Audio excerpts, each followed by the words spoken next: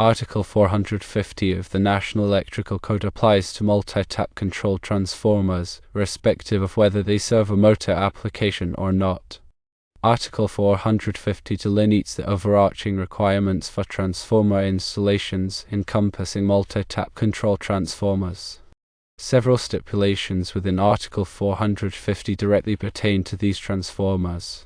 Firstly, overcurrent protection is paramount. Multi-tap control transformers must be safeguarded against overcurrent conditions by employing a fuse or circuit breaker. This protective device should be meticulously rated to accommodate the maximum current draw of the transformer. Secondly, temperature rise must be monitored. The temperature elevation within a multi-tap control transformer cannot surpass the limitations specified by the manufacturer. Adhering to these thermal constraints is crucial for operational longevity and safety. Thirdly, adequate ventilation is a necessity. Multi-tap control transformers must be situated in locations that facilitate sufficient airflow. This ensures proper heat dissipation and prevents overheating. Fourthly, accessibility is vital.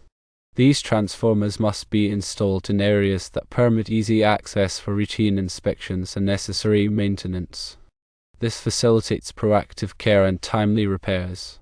Beyond the general guidelines outlined in Article 450, multi-tap control transformers must also adhere to the specific mandates stipulated in Article 430, Part 9, provided they are integrated into a motor application. Article 430, Part 9 furnishes detailed requirements for the installation of motors, motor controllers, and motor circuits. Let's delve deeper into the specifics of Article 450 and its implications for multi-tap control transformers. Understanding these requirements is essential for safe and compliant electrical installations. Overcurrent protection, as mentioned earlier, is a cornerstone of transformer safety. The selection of an appropriate fuse or circuit breaker hinges on the transformer's current carrying capacity and its inrush characteristics. Inrush current, the momentary surge of current when a transformer is initially energized, can be significantly higher than the steady-state current. Therefore, the overcurrent protective device must be capable of withstanding this inrush without nuisance tripping. Different types of fuses and circuit breakers offer varying levels of inrush tolerance.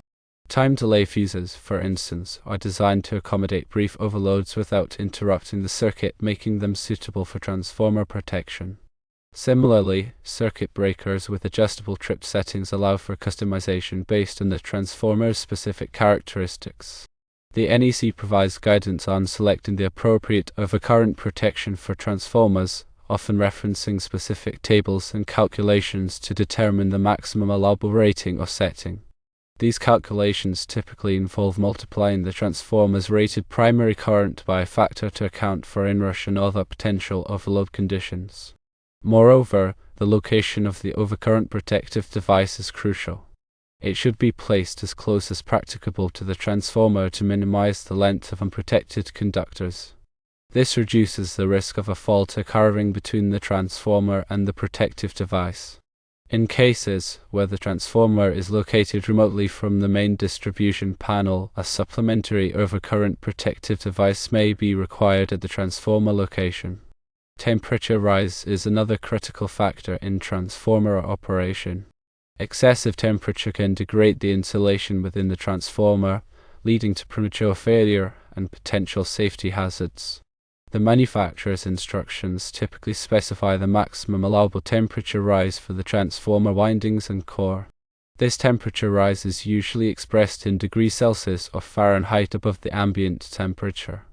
To ensure that the transformer operates within its temperature limits, it is essential to provide adequate ventilation. This involves allowing sufficient airflow around the transformer to dissipate heat.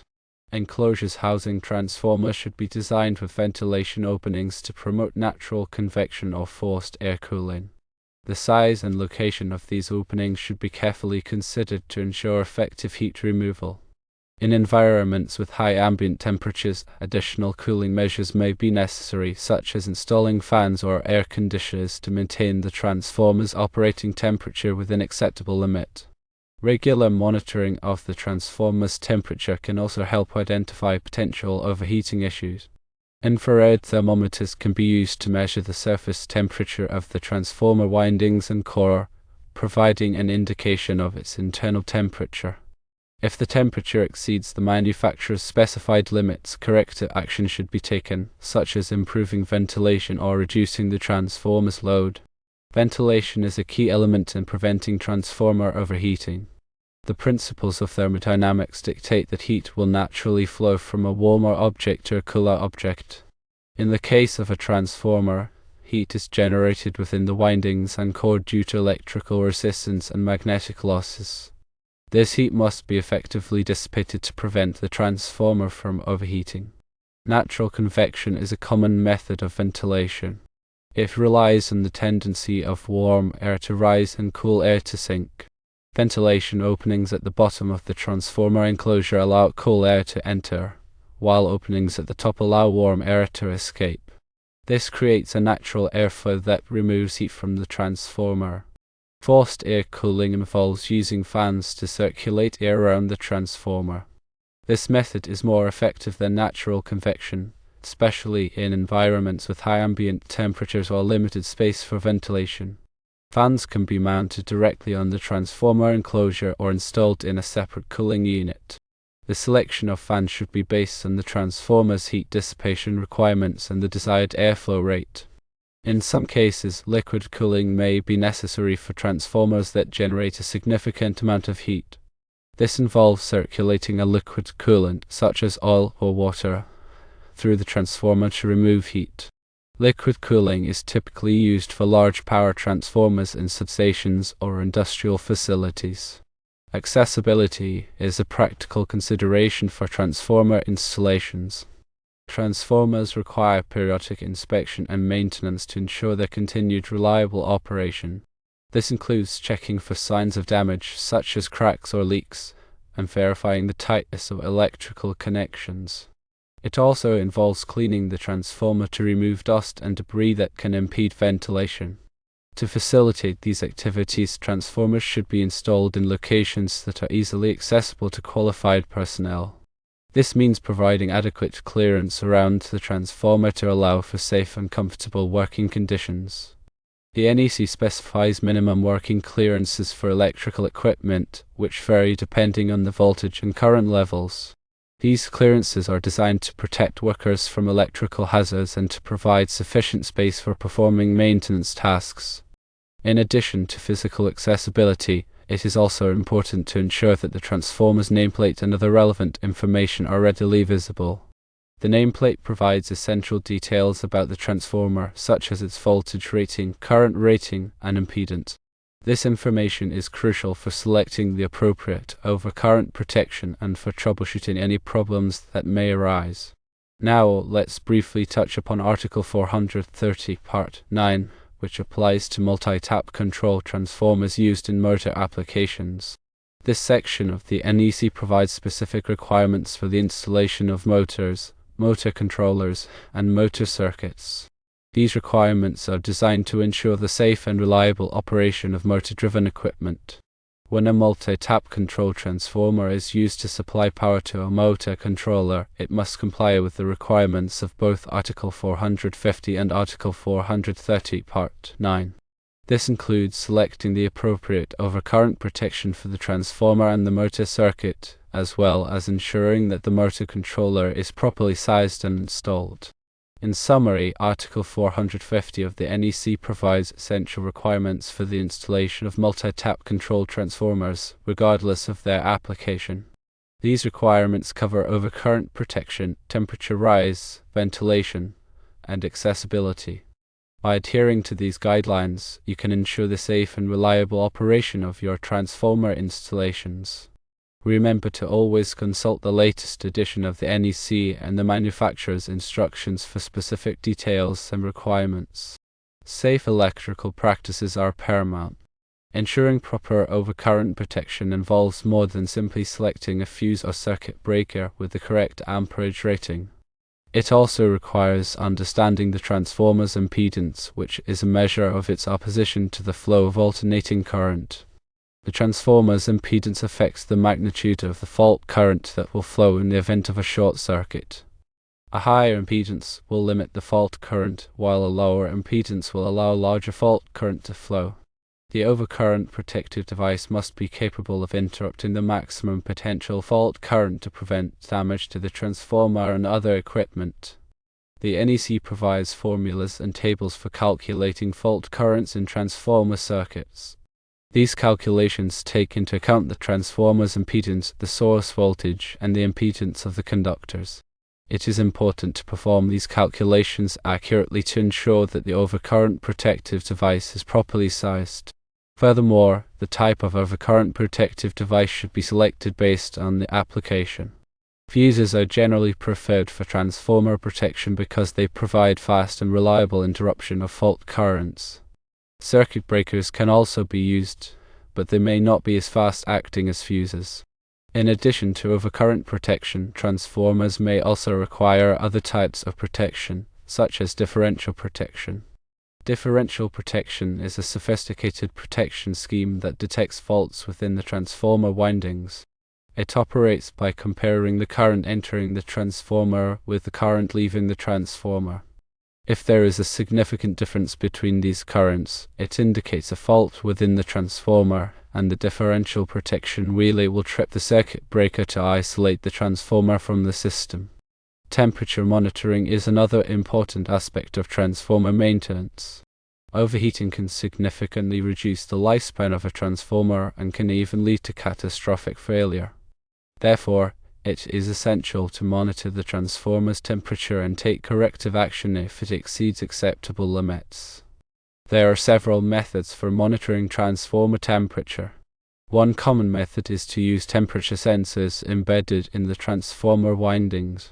These sensors provide a direct measurement of the winding temperature, which can be displayed on a control panel or transmitted to a remote monitoring system. Another method is to use infrared thermography to scan the transformer surface. Infrared thermography detects heat patterns, which can indicate areas of overheating. This method is non-invasive and can be performed while the transformer is in operation. In addition to monitoring the winding temperature, it is also important to monitor the oil temperature in oil-filled transformers. The oil serves as both a coolant and an insulator. If the oil temperature is too high, it can degrade the oil's insulating properties and lead to electrical breakdown. Regular oil sampling and analysis can help detect potential problems with the oil and prevent transformer failure. Proper ventilation is crucial for maintaining the transformer's operating temperature within acceptable limits. Transformers generate heat due to losses in the core and windings. This heat must be dissipated to prevent the transformer from overheating. Adequate ventilation allows for the free flow of air around the transformer, which helps to remove heat. The amount of ventilation required depends on the size and type of transformer, as well as the ambient temperature. Transformers installed in enclosed spaces, such as vaults, require more ventilation than transformers installed in open areas. Ventilation openings should be located at both the top and bottom of the enclosure to allow for natural convection. In some cases, forced air cooling may be necessary to provide adequate ventilation. This involves using fans to circulate air around the transformer. The fans should be sized appropriately to provide the required airflow. Regular maintenance is essential for ensuring the long-term reliability of transformers. Maintenance activities should include visual inspections, electrical testing, and oil sampling.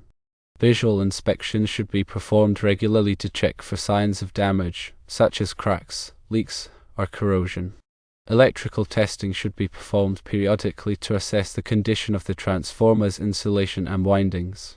Oil sampling should be performed regularly on oil-filled transformers to monitor the condition of the oil. The results of these tests can help identify potential problems early on, before they lead to transformer failure.